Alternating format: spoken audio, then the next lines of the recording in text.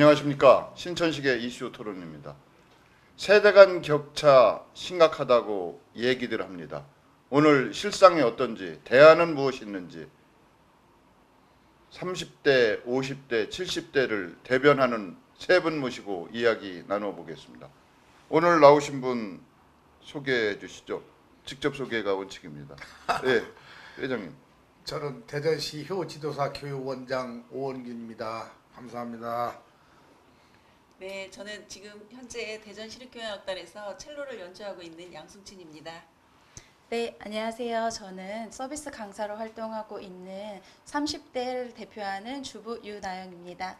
이제 제가 임의로 각 세대별 대표라고 했는데 네. 세 분 다 하시는 일이나 또 이 자리에 앉아서 말씀해 주시는 시작부터 뭐 각 세대를 대표하시는 분으로서 부족함이 조금도 없을 것 같은데요.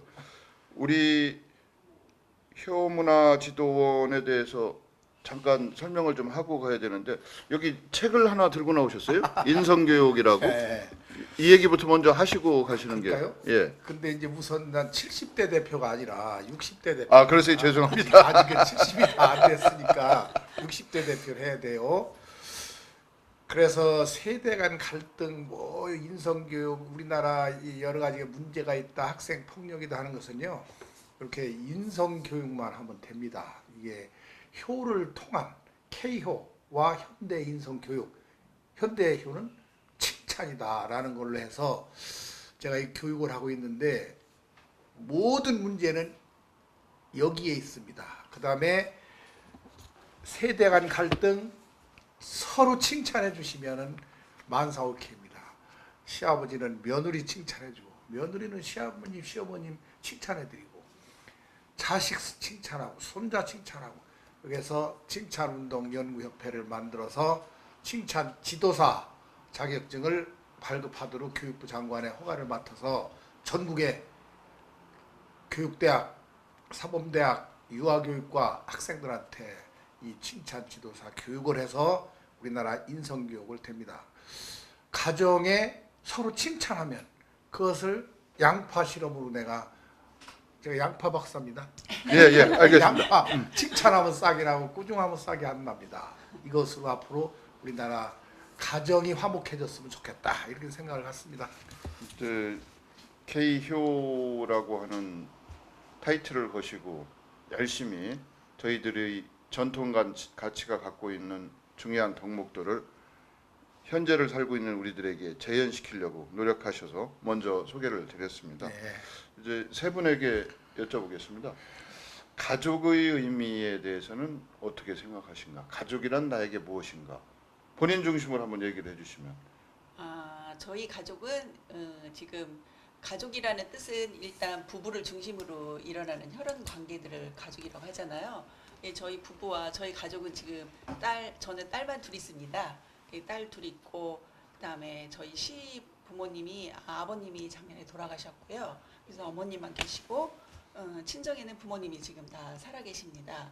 그래서 저 같은 경우는 다 시부모와 친정 부모님들이 다 대전에서 사세요. 그래서 항상 일 있을 때나 아니면 가끔씩 찾아뵙는 그런 가족들이 항상 그 제 주변에 동생이든 또 옆에서 주변에서 항상 가까이 사는 동생들도 있고 물론 저는 친정에서 5남매 중에 둘째 딸로 태어났는데요. 언니나 지금 밑에 있는 남동생은 지금 서울에서 살고 있고 동생들이 대전에서 살고 있기 때문에 항상 무슨 일이 있을 때는 연락 가능하고 또 부모님이 편찮으시다 그러면은 항상 달려갈 수 있는 그런 가족들이 함께 산다는 게 저는 좋다고 생각합니다. 저희가 요즘 핵가족이라고 했는데 핵가족이 확장된 확장가족 일종의 그렇죠. 그런 네. 개념을 말씀하시는 것 같은데요. 네. 주변에 같이 살아가시는 가까운 분들이 있다니 또 다른 행복일 것 같습니다. 네. 우리 윤하영 강사는 네. 본인이 생각하는 가족이라면 어떻게 정의를 내주실 수 있어요? 제가 가족이라고 하는 정의에 대해서 솔직히 30대에서는 생각을 많이 해보지 않았던 부분인 것 같아요. 그러다 보니까 가족이 무엇일까라고 생각을 하면서 조금 생각했던 부분들이 가장 그냥 이론적으로 그냥 넘어가더라고요. 그래서 이론적인 걸 봤더니 뭐 부부를 핵심으로 혈연자 집단이다라는 뭐 형태로 가족을 정의를 내리는데 저도 이 정의를 보고 나서 제가 느낀 거는 지금 우리 양승춘 이제 선생님이 말씀해 주신 것처럼 그런 이제 내가 내 마음을 나누고 함께하는 그런 사람들이 가족이다라고 하는 거는 어떻게 보면 마음적인 심리적인 것 같고 그러니까 제가 지금 30대인 제가 보는 가족은 사회에 나오기 이전에 내가 모든 것 사회에 나와서 배울 것들을 미리 배울 수 있는 하나의 그런 작은 소규모의 공동체 집단이 아닐까라는 예, 생각이 알겠습니다. 들었습니다. 그러면 우리 윤하영 강사분은 이제 가족이라면 시아버지 시어머니도 들어갑니까? 네, 가족에 들어갑니다. 거기에 고모나 뭐 삼촌도 들어갑니까? 네, 다 들어가죠. 거기에서 나온 네. 그 조카까지도 가족으로 네. 들어갑니까? 그러니까 가족의 의미가 사실은 부양의 의무도 있는 겁니다. 혜택을 보는 것도 있지만. 그래서 조카까지도 네. 어떤 상황이 되면 내가 학교도 보내고 또 도움도 줄 수 있다. 그런 생각을 네. 하고 계시나요? 네. 저희가 생각하는 가족의 그 조카는 아니 본인이 네, 저는 그렇게 아, 또 예. 생각을 아주 하고 있습니다. 네. 상당히 확장된 가족의 개념을 또 두 분 다 지금 말씀하고 계신 것 같은데 우리 오 원장님께서 생각하는 가족의 의미는 범주는 어디까지고 또 어떻게 해야 되는 것이 가족이다 어떻게 생각하고 계시나요? 지금 두 분이 말씀하신 가족은 이론적인 가족입니다. 실질적으로 현재 이루어지는 가족은 회밀이 아닙니까? 회밀이? 회밀이를 이렇게 해석하면은 father and mother, I love you. 그러니까 아버지, 어머니가 주로 가족이고 거기에 또 좀 첨가한다면 조부모 여기까지가 주로가 이제 뭐 손자 뭐 여기 뭐 자동으로 되지만 같이 생활하는 사람을 주로 가족이다 이렇게 실질적으로 많이 봐요. 그런데 생활하지 않아도 이제 인근에 있어도 다 가족은 가족이지만 실질적인 가족은 할아버지 할머니가 가족이냐 아니냐라고 초등학교 학생들한테 설문했어요. 그랬더니 20%가 가족이 아니다 이렇게 나오고 대학생한테도 해봤더니 약 20%가 할아버지 할머니 가족이 아니다. 왜? 떨어져 있기 때문에. 집에서 키우는 강아지가 가족이냐 아니냐 이렇게 물었어요. 20% 정도가 강아지가 가족이다 이렇게 합니다. 그래서 같이 생활하는 의미가 사실은 실질적인 가족이 아니냐 이렇게 봅니다. 요즘 이제 저희가 대가족, 핵가족 뭐 이렇게 분류를 하고 있는데 가족의 의미가 조금 변형돼서 주변에 특히 친정 주변에 언니나 동생들 또 부모님들이 함께 모여 살고 있어요. 그래서 그걸 확장 가족 뭐 이런 개념으로 그렇죠. 얘기를 하는데 네. 이제 모계 중심으로 그래서 새롭게 모계 사회가 도래했다 이렇게 말씀하시는 일부 전문가들도 계시는데 네. 하여튼 가정 문제 자녀 양육부터 시작해서 교육 문제 뭐 여러 가지 뭐 경제적인 문제 다양하게 서로 협력해서 할 수 있는 그런 그 부분이 복잡한 현대 사회일수록 더 많아질 수밖에 없어서 어떤 식으로든 나 혼자만의 대처가 아니라 나 아닌 다른 사람, 우리 부부 아닌 다른 사람과의 협력 관계. 더군다나 가족이라고 하는 것은 흔히 대가를 바라지 않고 또 이게 형법이나 이런 부분에서도 가족이라고 할 경우에는 형사 면책 사유도 되고 있지 않습니까? 부모만. 그렇죠. 글쎄요. 이제 그런 개념을 저희가 조금 확대해서 적용한다고 하면 가족의 의미에 대해서 새롭게 저희가 생각을 해볼 수가 있을 것 같은데 핵가족으로 우리나라가 지금 혼자 사는 가정과 두 분이 사는 가정이 약 50%입니다. 예. 그러니까 같이 살지 않으면 가족이라고 생각하는 사람이 적다. 근데 행사가 있을 때 같이 모여서 하는 건 이제 가족이다. 하지만 같이 사는 혼자 독거인과 두 분이 사는 집이 우리나라 인구의 50%입니다. 그러니까 이 가족의 의미가 그전하고는 좀 차이가 있지 않느냐 이렇게 봅니다. 그래서 이제 저희가 세대 간 격차라고 하는 것이 나이에 따라서 사물을 보는 세상을 바라보는 어떤 시선이 바뀐다. 관점의 차이가 있다고 해서 이제 격차가 있다고들 얘기하는데 여기 지금 30대, 50대, 60대 후반 네, 이렇게 이제 세 아니, 분이 중반, 계셨는데 중반. 예 알겠습니다. 세 분에게 각자가 생각하는 어떤 상대에 대한 가족에 대한 가족 구성원에 대한 기대나 바람이 뭐가 있는지 한번 저희가 들어보면 아 무엇이 문제구나 무엇이 앞으로 해결해야 될 과제구나 이런 생각이 같이 될 것 같습니다. 그래서 우선 중간부터 말씀을 좀 여쭤보겠습니다. 네. 이제 자식이 있으신가요? 네네, 딸만 둘이 딸 있습니다. 아직 혼인 전이에요. 전이죠. 네네. 그리고 부모님이 계시다고 그랬죠. 네네. 이제 부모님한테 죄송한데 연세가 어떻게 되셨어요? 부모님 연세가 시부모님 예. 시부모님은 올해 80이세요. 예. 네. 친정 부모님은요? 친정 부모님은 79이시 어머님이 79이시고 뭐, 그 정도? 아버님은 더 예, 80, 넘으시고 80이시면 예를 들면 방문을 한다든지 용돈을 드린다든지 어떻게 네. 하고 계세요? 용돈은 뭐 정기적으로 드리지는 않고요. 방문은 거의 제가 한 달에 2번 정도는 집으로 방문을 하고 그 어머님 사실을 말씀해 주셔야 네네 됩니다. 그렇죠. 예. 어머님 저희 시어머님 같은 경우는 아버님하고 두 분이 사시다가 아버님이 돌아가시고 혼자 살고 계세요. 그래서 처음에는 이제 가족들이 형님이 계시는데 서울에 계시거든요.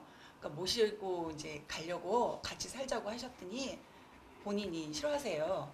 자기 주변에 그 친구와 또 이제 그 주변에서 이루어지는 그런 그 취미 활동과 이런 것 때문에 집을 떠나기 싫다고 말씀을 하세요. 그래서 지금 대전에서는 저희가 막내인데 서명대 중에 막내인데 대전에서는 저희 혼자 살고 있고요. 그래서 남편 같은 경우는 어머님한테 하루에 한 번씩 아침에 일어나자마자 꼭 전화를 드려요. 대단하다. 네네 아침에 못 드리면 저녁이라도 꼭 드리고 그래서 어쩌다가 한 번 빠지면 어머님이 되게 서운해하세요. 전화를 드리니까 그러는데 이제 그 제가 또 이렇게 지내다 보니까 남편은 어머님한테 이렇게 매일 전화를 하잖아요. 근데 저희 친정 부모님한테는 가끔 전화하거든요. 그럴 때 보면 되게 서운해요.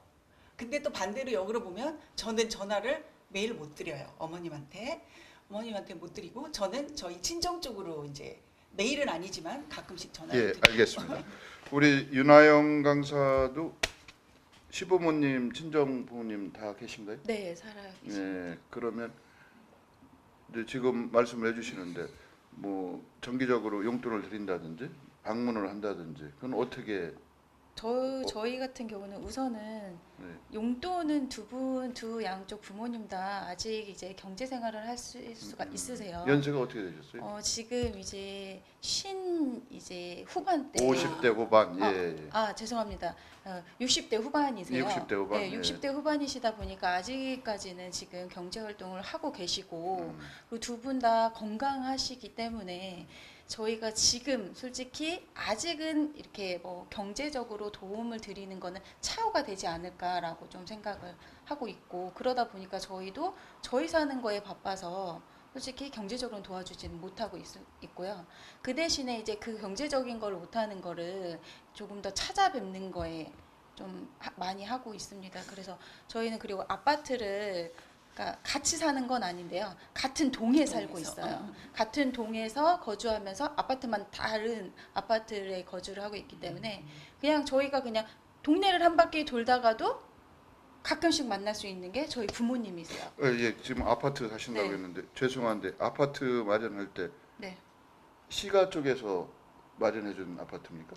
저희는 그래도 열심히 배우자가 일을 하고 돈을 모아서 부모님의 손은 벌리지 않은 네. 그 결혼할 때도 안 받으셨어요? 네, 안 받았습니다. 예, 알겠습니다.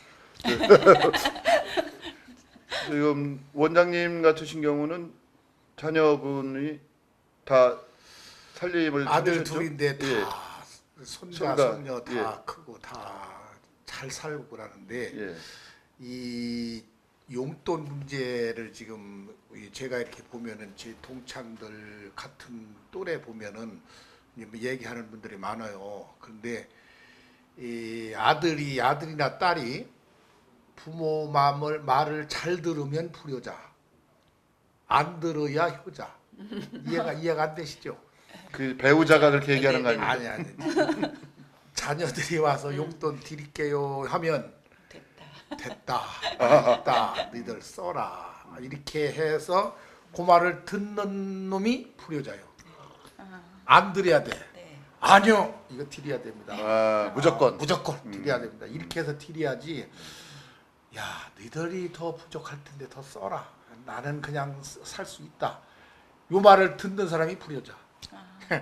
말을 안 듣는 사람이 그럼 효자입니다. 용돈을 받으실? 아 받죠. 예, 얼마씩 받으시는지는 안 그걸 여쭤보겠는데 이제 이제 지금처럼 전화라든지 아니면 그 방문이라든지 뭐 이런 것은 어느 정도 정기적으로 하고 계시나요? 그렇게 뭐 오늘 꼭 하고 또 저녁에 하고 내일 꼭 하고 난 이거보다는 필요에 따라서 이렇게 서로 궁금할 때 전화해주고 요 정도는 나는 이제 바라고 그 용돈에 대해서 지금 후회하는 그 어르신들이 굉장히 많아요. 그렇게 해서 나는 괜찮다 했더니 그게 질이 들어서 나중에 경제 활동을 못 하는데도 이놈들이 안 준다 이겁니다. 그래서 처음서부터 받아야 애들 교육이 된다. 습관이 습관이. 길러져야 되는 그래. 거군요. 그래서 우리 이 효교육원에 오시는 정년하신 분들 많은 분들한테는 아들 딸이 와서 용돈 드린다 준다고 하면은 꽉꽉 받아야 됩니다. 네, 이렇게. 그러셔서 그렇게 교육이 돼서 그런지 몰라도 저희 30대 같은 경우는 그런 이야기를 간혹 하기도 해요.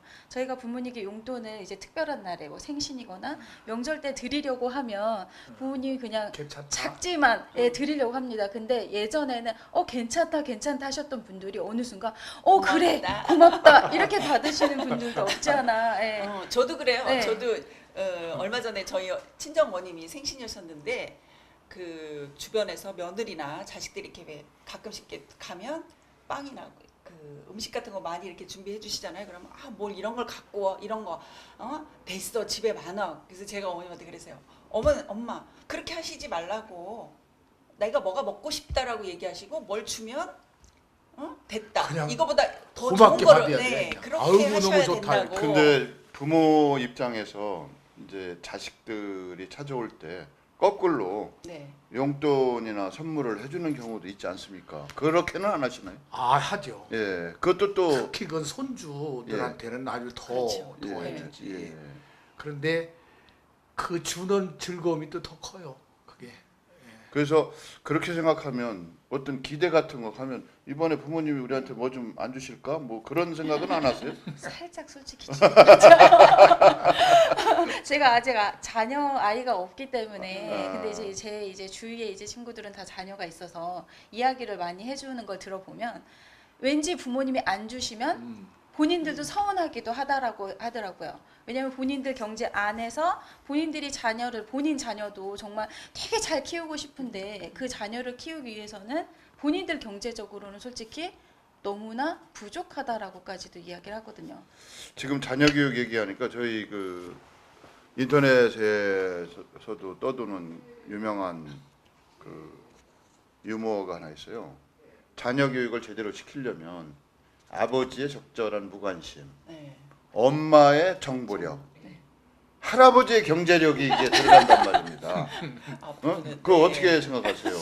이게 유머로 넘기기에는 뭔가 그렇죠. 의미가 담겨 있어서. 예. 이제 저도 이제 예. 그 정년에 다가오고 있잖아요. 예. 정년에 다가와서 이렇게 지금 윤하영 저기 강사님이 말씀하시는 것처럼 저렇게 젊은 세대들은 그 부모한테 바라고 있는데 과연 나는 이제 저도 할머니가 되지 않겠습니까? 그러면은 나의 손자 손녀를 위해서 나의 자식을 위해서 결혼을 시키고도 내가 받을 게 아니라 나도 저렇게 줘야 되나라는 생각이 지금 금방 들었습니다. 그래서 이 경제력이 정말 없으면 자식들이 되게 불편해하고 쓸모없이 생각한다고 이제 많이들 얘기하잖아요. 그래서 정말 나이 들어서도 쓸모 있는 인간이 되려면 지금부터라도 정말 경제력을 더 많이 갖고 나이 들어서까지도 열심히 활동을 하고 일을 해야 되겠다라는 생각이 지금 더 절실하게 듭니다. 그러니까 지금 말씀하시니까 부모 세대가 자녀들에게 져야 되는 책임이 무한 책임인 것 같아요. 손자 교육까지도 책임을 져야 되고 또 손녀를 출산할 때는 뭐 조리원 비용을 내줘야 된다든지 뭐 네. 이런 것이 거의 이상한 흐름일 수도 있지만 자꾸 부모 세대 책임이 자꾸 강조되고 부각되는 이런 상황에 대해서 이건 뭐 시대가 잘못됐다 우리가 볼 수도 있지만 부모님의 책임도 있지 않는가요? 어떻습니까? 그게? 우리나라는 특히 이 자녀들을 아까도 내 잠깐 얘기했지만 AS 기간이 너무 길다 나는 이렇게 봅니다. 그러니까 교육 대학까지 시키고 대학원 시키고 장가들여서 집 사줘야 되고 손자 손녀까지 봐줘야 되고 걔들 교육까지 시키는 걸 도와줘야 되고 하는 것을 좋지만은 미국 같은 나라는 그렇게 안 해요. 선진국에서는 그렇게 안 해요.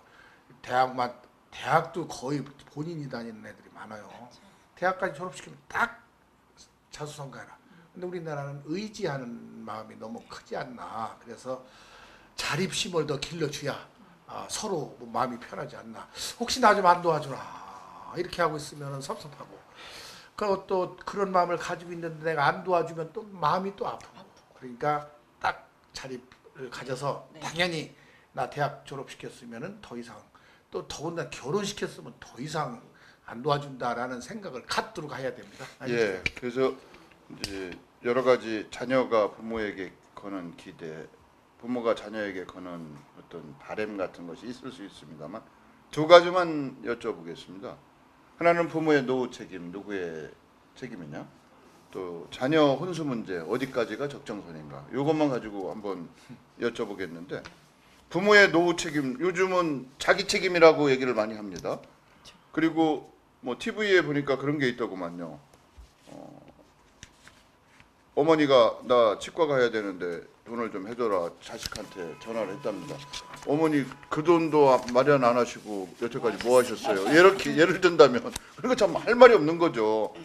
그 정말 쓸 거 못 쓰고 입을 거 못 입고 자식을 위해서 헌신한 것이 저희 부모님 세대라고 이렇게 생각이 되는데 그런 공이 다 묻혀 있는 것도 되면서 자식 세대는 전혀 모르고 있다는 데 문제가 있는 것 같아요. 그래서 부모의 노후 책임을 이 자리에서 고민을 하고 계실 건 당사자니까 이제 고민을 하고 계실 테고 이제 어떻습니까? 우리 양승춘 선생님 같은 경우는 네, 저도 고민이 친정이나 되고 있죠. 고민을 근데 하고 이제, 계세요? 예, 저희 어떻게 해야겠다는 구체적인 계획도 있으세요? 계획은 저는 저희가 해결을 해야 되겠다. 본인이 스스로. 아 우리 세대는 네, 우리 세대는 나는 내가 나는 해결하는데 내가 아니 이제 부모님 부모님은 지금 시부모님이나 네, 시부모님 친정 같은 부모님. 경우는 연세가 많으시고 그리고 그 세대와 또 저희 세대는 또 틀리잖아요. 그러니까 어머님 세대 같은 경우는 많이 배우시지도 못하고 또 그렇게 늦게까지 일을 하셔서 이렇게 경제력을 갖고 있지 않으시기 때문에 나이 드신 부모님은 저희가 책임을 져야 된다고 생각을 해요. 아 그렇게 하고 네, 왜 네. 실제 그렇게 또 하고 계세요? 네. 생활비를 드리세요? 생활비를 드리진 않지만 저희 아버님이 그 연금이 나오시게 이제 해서 돌아가셨기 때문에 어머님이 생활비는 필요 없다. 나 쓸 건 내가 있다 해서 가끔씩 용돈 정도로만 해결하고 있지만 네, 상당히 행복하신 분이고요. 네, 우리 윤하영 강사께 여쭤볼게요. 이제 부모님, 시부모님, 친정 부모님 다 계시지 않습니까? 네. 그분들 노후는 내가 책임져야겠다 이런 생각을 좀 하고 계시나요? 잘 안 할 것 같은데. 아직까지는 와닿지는 않는 부분이죠. 예, 솔직히 예. 저희 30대에는 와닿지는 않는 부분이고요. 저 같은 경우도 지금 양쪽 부모님들이 아까도 말씀드렸지만 경제적으로 어느 정도 이제 본인이 활동들이 다 활동을 하고 계시고 그래서 그 안에서 그래도 부모님이 생각하시는 노후가 있을 거라고 생각을 해요. 그 노후를 저희가 받쳐주는 어느 정도의 저희가 이제 부모님 봉양이라고 해야 되나요? 그런 부분은 할 수 있지만 100%까지 책임을 지기는 솔직히 전적인 책임은 질 수가 없고 아니 저 죄송합니다. 네. 이런 표현을 써서 네. 다만 어느 정도는 우리도 할 생각은 있다. 뭐 이런 정도입니다. 그렇죠. 근데 이제 서로 이야기를 해보지는 않았기 때문에 부모님하고 부모님이 계획을 어떻게 세우고 있는지 저희도 모르는 부분이고 그렇기 때문에 거기에 저희가 더 나서서 막 저희가 어떻게 해드리겠습니다라고 확답은 솔직히 못 드리지 근데 않을까. 저 같은 경우는요. 예. 지금 이제 생각하거든요. 딸이 결혼 연령에 이제 다가왔잖아요. 그래서 그렇게 이렇게 사위를 보려면 그 집안의 시댁 어른들이 경제력이 있는지 아. 그러니까 이제 우리 딸이 가서 그 부모를 모셔야 되는 그러한 어려운 또 상황이 닥칠 수도 있잖아요. 그러니까 상대방이 부모님이 경제력이 있으신지 아니면 노후에도 그렇게 베푸실 수 있는지 아니면 그런 것도 생각하게 되더라고요. 당연히 이제 네. 근데 그렇게 따지면 이게 저희가 생각할 때 혼인이 뭐 하여튼 뭐 따져야 되는데 순수한 네네. 사랑이냐 아니면 조건을 보고 하는 조건혼이냐 어떻게 따지면 그 매매혼이라고 또 이렇게 비난하시는 분도 그렇죠. 있어요. 요즘에는 그렇죠. 그러나 이제 그런 걸 떠나서 이 자리는 그 자리는 아니니까 네네. 저희 때만 해도 원장님 예. 장남한테 시집가는 만며느리 자리는 꺼려와 있던 싫어요. 상황이 싫어요. 있었어요. 싫어요. 근데 지금은 더 좀 심각해지지 않았습니까? 아예 부모님 그럼 없는 데로 가든지 아니면 부모님이 경제적으로 충분한 자립 능력이 있다든지 아니면 지원해 줄 수 있는 정도의 여력까지도 갖추시면 뭐 동그라미가 쳐지는 것 같은데 어떻습니까 이게 지금? 이게 시아버님 될 분이 재력이 세다 예. 크다 하면은 장남이고 뭐고 다 좋습니다. 아. 그런데 그렇지 않으면은 좀 꺼려한다 이렇게 보고 제가 이 책에서도 이 조사를 해서 내가 강의를 하는데 2000년도에는 자식들에 대한 설문을 내가 받았어요. 부모를 내가 모셔야 된다 하는 게 약 72%. 우리 자녀들이 아들 딸이 우리 부모를 모셔야 된다. 2010년도를 조사해 보니까 자녀들이 모셔야 되느냐 안 모셔야 되느냐 약 39%. 근데 반으로 확 줄었어요. 응? 지금 계속 주는 중이에요. 왜 부모님을 우리가 모셔야 되느냐 이런 생각을 자꾸 더 가져요 지금. 그래서 그게 원인이 뭔가 그랬더니 설문에 했어요. 그랬더니 정부에서 해줘야 되는 거 아니냐 복지로. 아, 국가 이렇게 책임이다. 국가 책임이다. 이런 생각. 우리 책임은 아니다. 이렇게 예, 생각을 많이 가져요. 그런데 어르신들 저도 이제 연금으로 살기 때문에 애들한테 부담이 전혀 없는데 제 친구들 이렇게 동료들 보면 연금이 아닌 사람들은 정말로 어렵습니다. 그랬을 때 자녀들이 계획을 짜서 정기적으로 용돈을 꼭 드려야 됩니다. 그렇지 않고 좀 여유가 있는 분은 뭐 안 해도 되지만 그런 분들은 굉장히 어렵습니다. 그래서 자녀들이 내 책임이다 이런 생각을 가지고 예. 어떤 분은요 아들 딸이 있기 때문에 정부 혜택을 못 봐요. 예, 알겠습니다. 그건 이제 다시 또 여쭤보고 그러면 부모의 이제 노후 책임이 점점 우리 책임이 아니다. 이건 국가에서 감당해줘야 된다. 이렇게 젊은이들 의식이 바뀌고 있다고 뭐 하시니까 그게 아마 일반적인 추세라고 이제 느껴지는데 자녀 교육이나 자녀 혼수 문제 가지고 한번 여쭤보겠습니다. 지금 신천식의 이슈 토론에서는 세대 간 의견의 차이가 과연 있느냐, 있으면 어느 정도냐, 그거에 그런 의견 차이에 대한 해결 방안은 무엇인가 라는 주제로 이야기를 나누고 있습니다. 이 자리에 모이신 분은 30대, 50대, 60대 후반이십니다. 그래서 각기 할아버지 세대, 당사자 부모 세대, 자식 세대를 대표하시는 분들입니다. 이분들의 이야기는 뭐 정확하게는 아니지만 그 세대를 대표하고 있다고 생각하시면 될 겁니다. 그렇게 봐주시면 됩니다. 우리 양승춘 선생님께 여쭤볼게요. 이제 자녀 교육 대학 학비는 대주셨죠? 네네.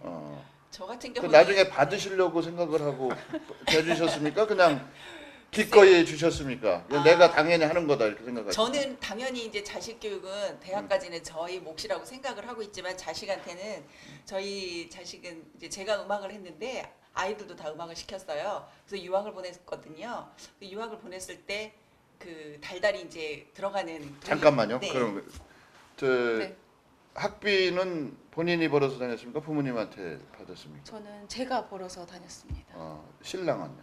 신랑은 부모님의 도움으로 다닌 걸로 제가 알고 있어요. 그 결국은 네. 이제 자식 세대는 부모가 대학 정도는 근데 저 원장님 저희 세대만 해도 고등학교 졸업하면 집 앞벌이 지가 해야 그 옳은 거였었어요.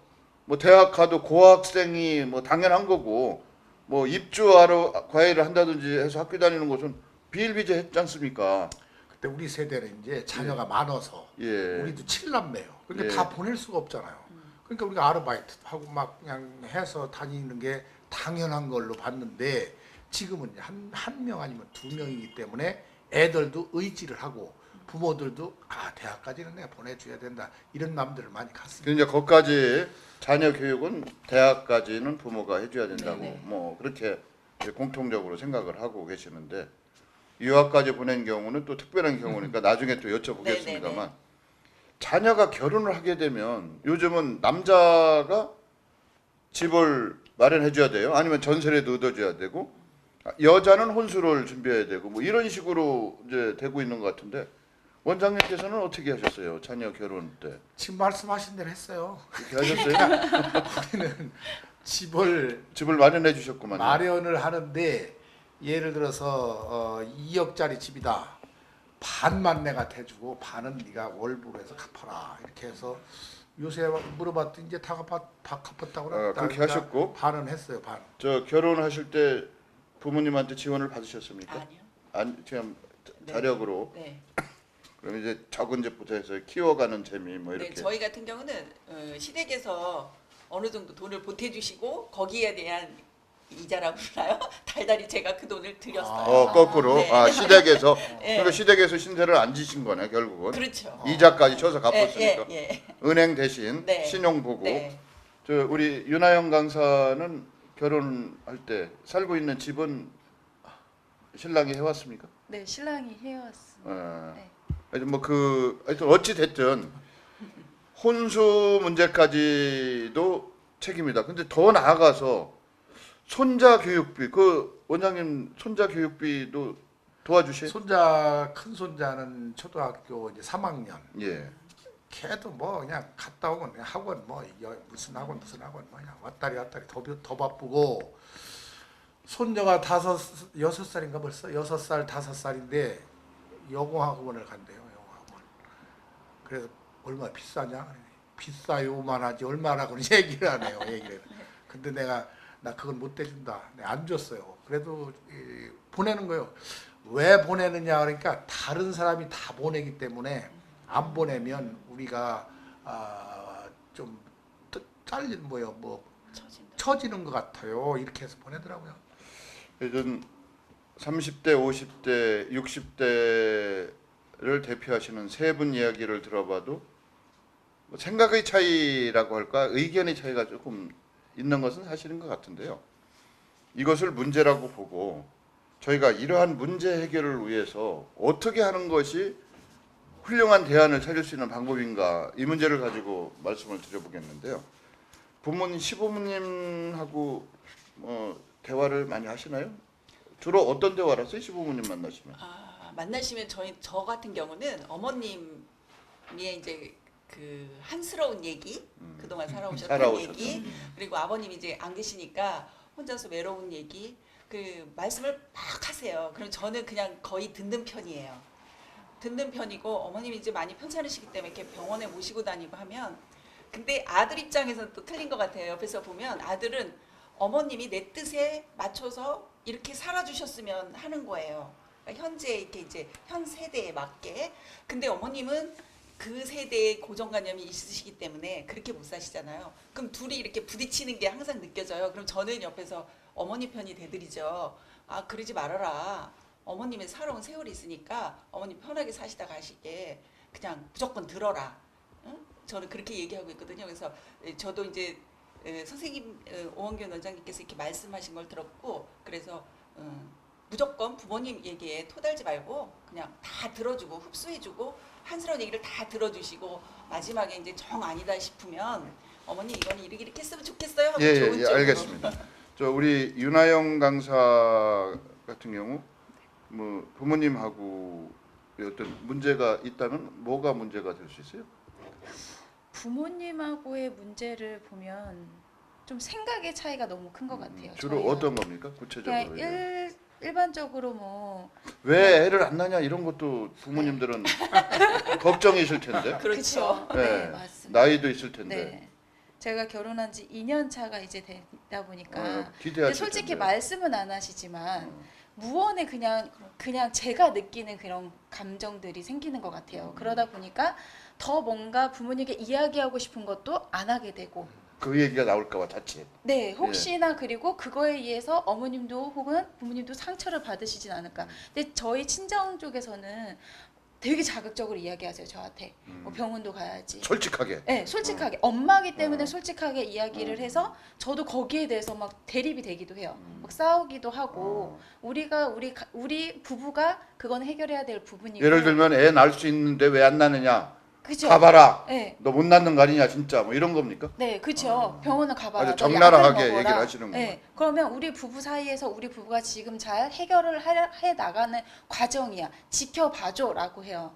근데 부모님의 입장에서는 지켜보는 거 말이 안 된다라고 얘기하시거든요. 니네가 그걸 해결할 수 있어? 아니지.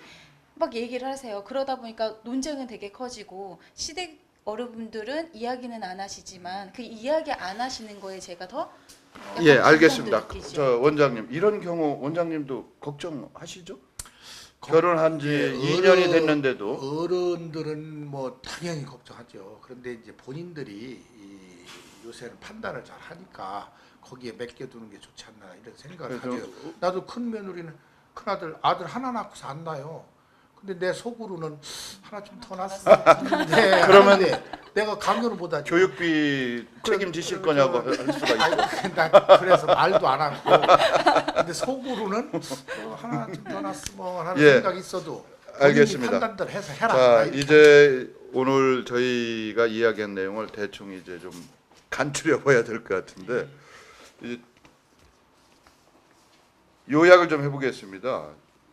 아무래도 우리 사회에서 노인이 보호의 대상이냐 아니면 존경의 대상이냐 이런 그 대립된 시각이 존재하고 있어요. 시부모님, 친정부모님의 차이도 있을 수 있는데 그분들이 총칭해서 노인 세대라고 한다면 뭐 어르신이라고 하든 뭐 실버라고 하든 간에 어찌됐든 연로하신 분들은 사실이거든요. 그분들은 우리가 보호를 해줘야 될 대상인지 어떻게 생각을 하시나요? 우리 윤하영 강사님부터 좀 한번 얘기를 해주시면. 보호라고 하는 그 단어가 솔직히 어떻게 보면 맞는 것 같기도 해요. 근데 진짜 사회적으로나 이런 부분을 봤을 때 좀 그 100%의 보호가 어렵지 않나. 그렇기 때문에 저희 30대에서는 국가가 함께 해줘야지 우리가 그 부모님들을 같이 보호도 하면서 함께 부모님들이 가지고 있는 지혜로움을 배워서 살아갈 수 있지 않을까라는 생각을 예, 하는 거죠. 알겠습니다. 지금 우리가 누리고 있는 이 풍요와 번영, 우리가 적어도 먹고 사는 걱정은 물론 하시는 분도 있지만 대부분 안 하고 있거든요. 그럴 때 그것은 결국 지금 기성세대, 노인세대의 공이라고 해야 맞거든요. 그런데도 우리가 무슨 덤으로 사는 인생 같기도 하고 부담을 주는 존재로 비춰지는 거 이런 현실이 사실은 좀 못마땅하지 않으세요? 어떠세요? 그러니까 내가 아침마다 한 6시경에 남선공원에 한 시간 이상씩 뛰러 가요. 가다 보면 할머니 할아버지가 폐지를 줍는 사람을 내가 여러 명 봅니다. 그럼 내가 운동을 멈추고서 그분한테 대화를 합니다. 자녀가 있습니까 없습니까? 있다 없다는 사람 하나도 없어요. 그런데 자녀가 도와주질 않으니까 내가 자립을 하는 수밖에는 없다. 이렇게 하는 분들이 하루에 얼마 봅니까? 그러니까 5,000원에서 10,000원 번대요. 아침에 그 니아까 한 니아까를 끓으면 5,000원, 10,000원이래요.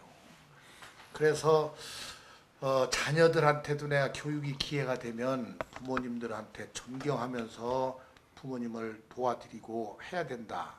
그 다음에 어른들한테 교육을 할 때는 걸리적거리는 사람으로 보지 않도록 독립하려고 노력을 하세요. 나 이렇게 합니다. 양쪽에. 그렇게 해야 우리 사회가 밝아지지 한쪽 사람들만 젊은 애들만 부모님 잘 도와드려라 어른을 존경해라 라고 하고 위에는 나는 독립해야 돼. 내가 스스로 이렇게 건강만 하면 내가 활동해야 돼. 이렇게 해야 됩니다. 걸리적거린다 하는 생각이 가지면 안 된다. 이렇게 합니다. 예, 지금 30대, 50대, 60대를 대표하는 세 분의 이야기를 들어보면 어떤 팩트나 문제를 보는 사실을 바라보는 시각의 차이는 분명히 좀 있는 것 같아요. 물론 여기 계신 분들이 사용하는 언어도 조금 조심스럽게 사용하시고는 하지만 존재하고 있는 것 같은데 이견이 이러한 그 세대 간의 뭐 저희가 흔히 갈등과 대립관계 이렇게 얘기합니다만은 저는 이견의 존재라고 생각합니다. 의견의 차이가 있다고 생각을 하는데 이것을 해결하려면 개인적인 노력도 물론 필요하고 개인의 의식도 바뀌어야 되지만 국가나 사회의 노력도 필요하다. 제도나 법률로서 그렇게 얘기하시는 분들이 많거든요. 네. 어떻습니까, 우리 네, 양승 저도 교수님? 그렇게 생각해요. 이제 앞으로 저도 노인 세대에 들어가지만 그냥 노인과 어르신의 차이가 있잖아요. 그래서 지금의 노인분들도 그냥 나이 들어서 노인이 될 게 아니라 존경받는 어른으로 살아가는 게 좋다고 생각해요. 그래서 저도 뭐 한 번도 직장 생활을 안 한 적이 없었지만 저는 집에서 이렇게 놀고 있는 주부들만 봐도 속이 상한 거예요. 여자들이 왜 놀고 있냐. 가정은 가정대로 생활하면서도 여자들도 일을 해야 된다. 그래서 저는 그 생각을 어른들도 그냥 집에서만 이렇게 놀고 계실 게 아니라 뭔가를 배워야 된다. 그래서 밑에 사람들한테 효도만 받을 게 아니라 나도 효를 해야 된다. 그러니까 어른들도 효를 해야 된다고 생각해요. 예, 알겠습니다. 네. 우리 윤하영 강사 생각은 어떠세요? 지금 제가 지금 그런 부분들을 보면 어른들도 이제 뭐 효를 하셔야 되는 것도 맞고 다 이제 보통 그런데 저희 이제 거의 가장 이제 이야기하는 것 중에 하나가 그냥 외국 부분들을 많이 이제 보게 되는 거예요. 저희 나라 실정이 너무 좋지 않다 보니까 외국에는 노인분들을 통해서 어떤 이제 복지를 하고 있고 한데 왜 우리나라는 되지 않을까라고 하면서 저희 세대는 다 사회의 책임으로 어떻게 보면 돌리고 있거든요. 지금 저희들이 지금 당면한 과제가 우리가 가지는 것이 아니라 사회가 함께 무조건적으로 해줘야지만 된다라고 생각을 해요. 그래서 부모님들도 함께 그러니까 노력을 하시는 분들도 있으시지만 노력을 또 안 하시는 그냥 무작정 우리는 노인이기 때문에 그냥 이렇게 살래라고 하시는 인식보다는 조금의 부모님들도 인식을 좀 변화를 주셔가지고 함께 동참을 해주신다라고 예. 하면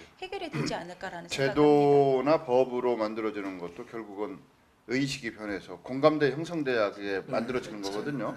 그렇게 따지면 또 이제 달리 또 하실 말씀도 있을 것 같습니다. 뭐 그러면 니네 교육은 우리가 국가로부터 독립해서 우리가 자력으로 부담해서 했는데 그 문제는 또 어떻게 생각하느냐. 뭐 예를 든다면 여러 가지 항변이 있고 또 다른 시간에 얘기를 해야 될 것 같습니다만 이제 전체적으로 이러한 문제 분명히 나이에 따라서 연령층에 따라서 이견이 존재할 수는 있다. 이것을 어떻게 해결하는 것이 바람직할 것인지 원장님이 마무리로 한번 정리를 해주시죠. 효심은 영원히 변치 않습니다. 과거나 현재나 미래나. 근데 효행은 변합니다. 그래서 현대에 맞는 효를 하면은 가정이 나는 화목하게 된다. 그러니까 그 중에 가장 중요한 게 나는 가정에서 A 마을, B 마을 있어요. A 마을이라는 데서는 서로 지적해주는 하면서 하면 우리 마을이 1등이 된다. B 마을은 서로 칭찬을 해주면 우리 마을이 1등이 된다. 이장이 이렇게 공약을 했어요. 1년 후에 지적을 해주는 마을에 가봤더니 반은 이혼하고 애들은 반은 가출하고 서로 볼 때마다 요거 좀 고쳐, 요거 좀 고쳐, 요거 좀 고쳐. 부인 남편은 요거 좀 고쳐, 요거 좀 고쳐, 요거 좀 고쳐. 뒷집 요거 좀 고쳐. 서로 싸매가지고 다 이혼에 나가버렸고 서로 칭찬만 하는 가족은 얼굴이 환하게 피고 이혼한 사람이 없고 애들이 가출이 없다. 그래서 현대에 서로 맡은 분야에서 이해를 해가지고 화목하면 됩니다. 이게 결론은 그렇게 하려고 하면 가장 중요한 게 내가 오원균의 양파 박사입니다. 양파 시럽을 각 가정에서 꼭 하세요. 한쪽은 칭찬하고 한쪽은 꾸중하면 싹이 나고 안 납니다. 이것을 하면은 가정의 모든 문제가 해결된다. 이렇게 봅니다. 그래서 칭찬은 뒤로 먹는 공짜 보약이다. 칭찬하면 서로가 한 사람과 받은 사람이 다 행복하다.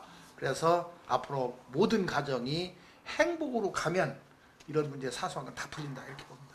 예, 신천시의 이슈 토론에서는 다양한 의견과 개성을 가진 다양한 인간 집단들이 서로 통합하고 공존하는 그러한 길을 모색하는 프로그램을 진행하고 있습니다. 오늘은 세대 간 갈등, 세대 간 이견 어떻게 해결해야 될지에 대해서 세대를 대표하는 세 분 모시고 이야기 나누어 보았습니다. 장시간 봐주셔서 감사드립니다. 고맙습니다. 감사합니다. 말씀을 너무 잘하셨어요. 너무 잘하셨어요. 고맙습니다. 네. 말씀을 너무 잘하시니까 아이고 선배님이 아마 네. 물론 잘하시고 그러셨죠? 박사님.